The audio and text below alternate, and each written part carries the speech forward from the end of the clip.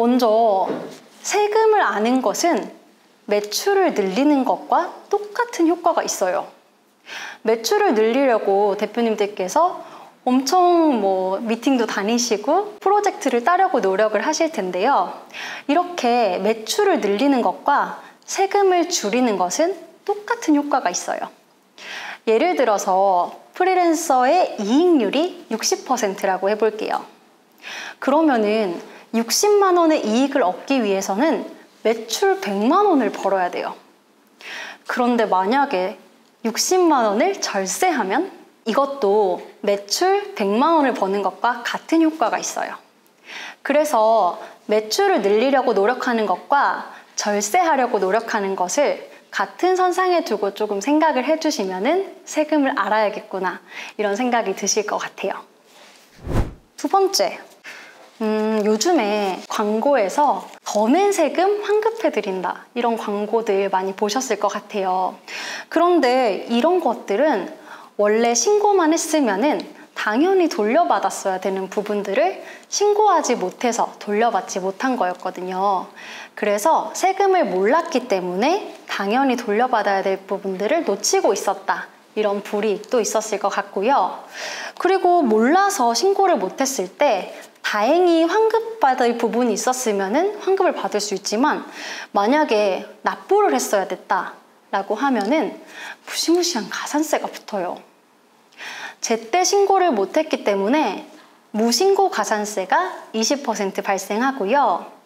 제때 납부를 못했기 때문에 납부 지연 가산세가 1일 만분의 2.2 그러니까 연간 8.030%의 납부 지연 가산세가 발생합니다.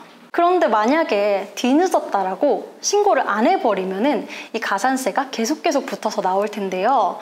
늦었다고 해서 신고를 안 하는 게 아니라 그때 바로 신고를 한다면 가산세 감면이 있습니다. 신고 기한이 지난 후에 1개월 이내에 신고를 하면요. 무신고 가산세가 50% 감면이 됩니다. 원래 무신고 가산세가 20%였기 때문에요. 실질적으로 10%의 가산세가 부과된다고 보시면 됩니다. 신고 기한이 지난 후에 1개월에서 3개월 이내에 신고를 다시 한다라고 하면 무신고 가산세가 30% 감면이 돼서요. 실질적으로는 14% 가산세를 내는 셈이 됩니다. 신고 기한 후 3개월에서 6개월 이내에 신고를 하더라도 무신고 가산세가 20% 감면되기 때문에 실질적으로는 16%의 가산세를 내게 됩니다. 그러니까 조금 빨리 신고할수록 무신고 가산세 감면이 많이 커지는 거를 아실 수 있을 거예요. 프리랜서 분들은 소득을 증빙해야 될 일이 생깁니다. 이번에 코로나 지원금 같은 경우에도 소득 증빙이 있는 프리랜서들에 한해서 지원금이 나갔기 때문에 저희 쪽으로 뒤늦게 종합소득세 신고를 해달라고 하시는 분들이 조금 있었어요. 이렇듯이 지원금의 대상에서 제외가 될 수도 있고 대출이 필요할 때 소득 증빙 서류를 제출하도록 돼 있는데요.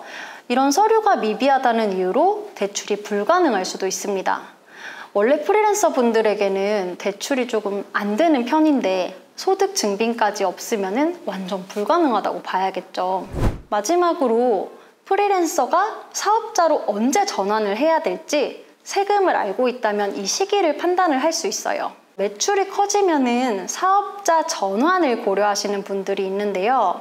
사업자 같은 경우에는 프리랜서가 안 되는 중소기업 특별세액 감면이라든지 창업 중소기업 등에 대한 세액 감면이라든지 각종 감면이나 공제를 받을 수 있기 때문에 사업자 등록을 해서 저희한테 오신 분들 중에서는 최대 100% 감면을 5년간 받으신 분들도 있어요.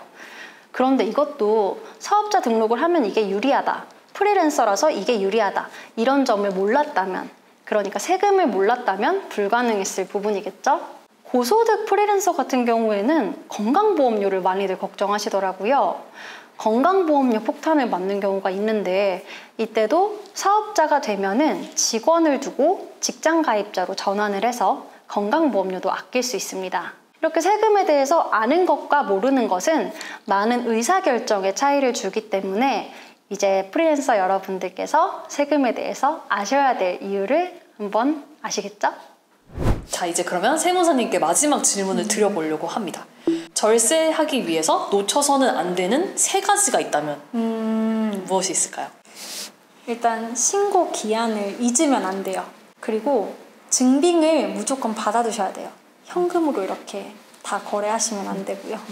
마지막 한 가지는 지금 말씀드린 세금에 대한 기본적인 지식을 조금 생각하고 계시면은 절세에 도움이 되지 않을까 싶어요. 네. 신고 기한, 적격 증빙, 그리고 기본 지식, 이렇게 3가지는 꼭 절세하기 위해서 유념해 주시기 바랍니다. 네.